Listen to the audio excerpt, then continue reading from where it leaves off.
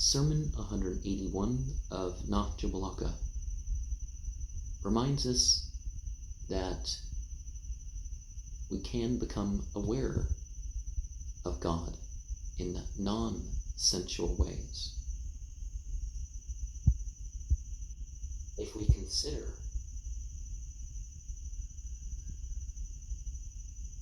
the various creations outside of us. If we consider the case of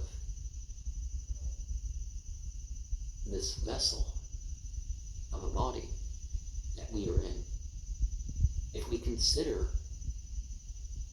what the prophets have made known, let us serve God as God has directed us to serve Him. And there may have been something forgotten about this sermon, but it continues that we should still ourselves in regards to the Quran,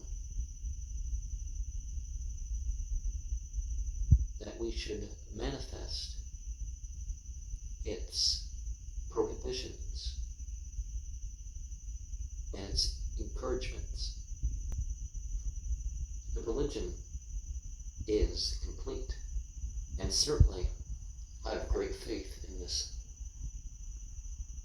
matter because I've looked, and everything of good or truth, you can find encouragement in the Quran. Everything of evil or ignorance, you can find discouragement. Everything that's talked about in terms of, oh, this is a good teaching, Islam has an equal or greater to it in its primary sources.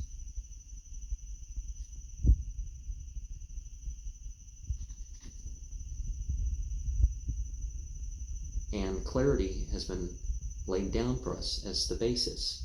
Fundamentalism, rather than liberal hate speech, is when you turn straight to the sources and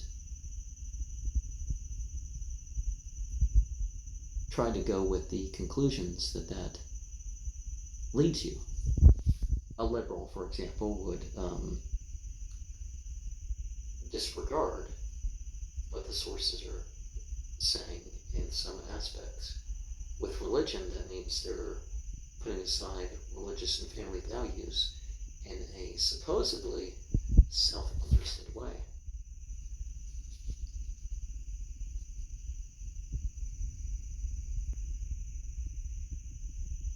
And in an ultimate sense, the law for one nation or era is the same.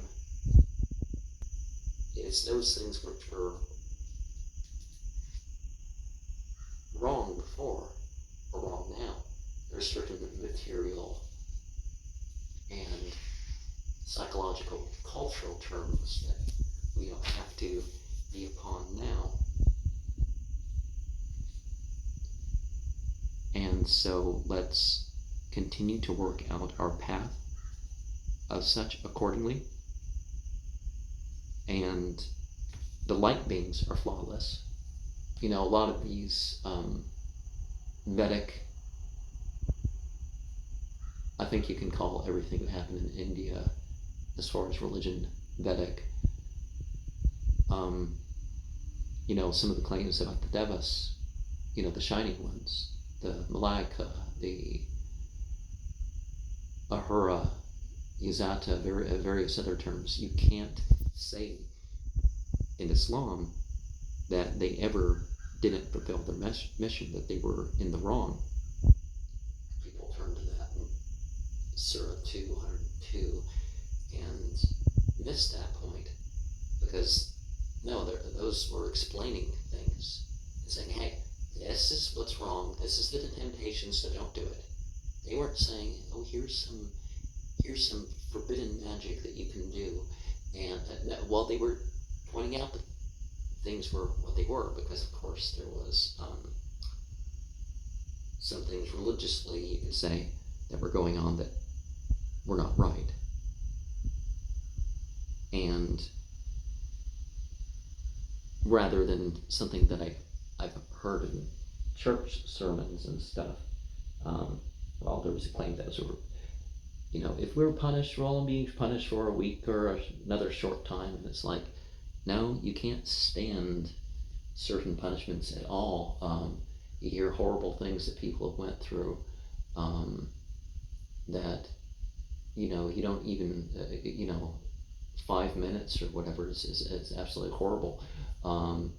And I myself, some of the physical symptoms that I've endured, I wouldn't want them to repeat. I wouldn't want to risk them repeating.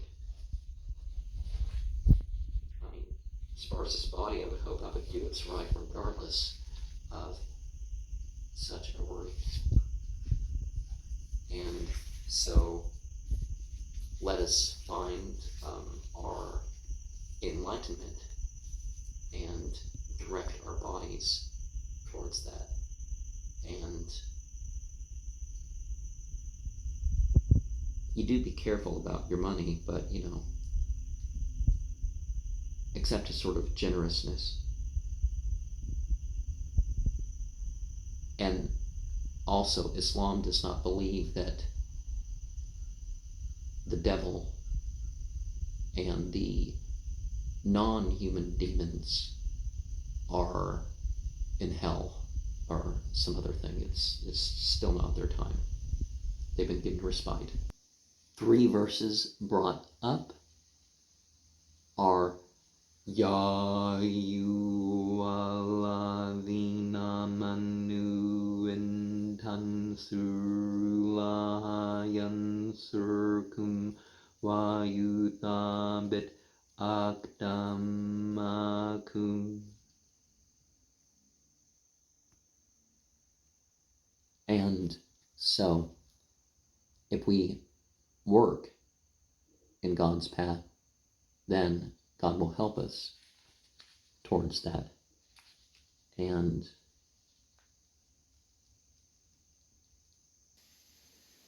Man alladhi yuqridullaha qardan hasanan fayudaifahu lahu wallahu ajru karim.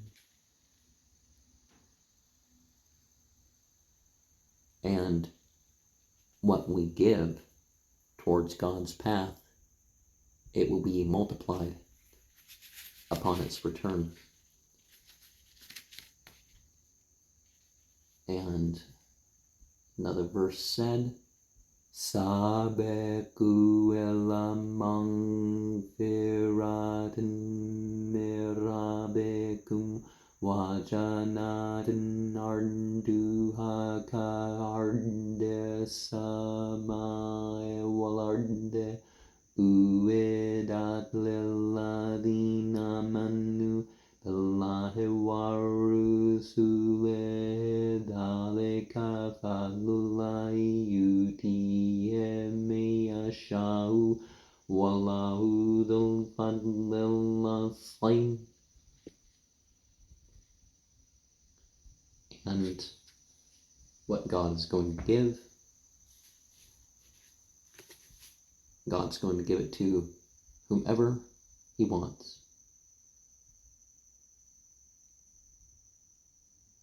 God calls us towards what is right for our own sakes. And gives us the opportunity to not even hear the hell, to even protect our bodily situation. Saying 382 reminds us to communicate based on our knowledge, and to not exhaust ourselves in saying everything we know, but to focus on our bodily obligations. Saying 383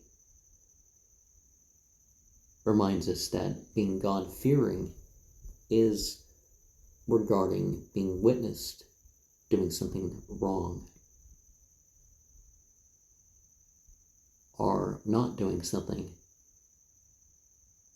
that is obliged upon us. So let's acquire a weakness when it comes to doing what is sinful, and a strength towards doing what is right. Saying 384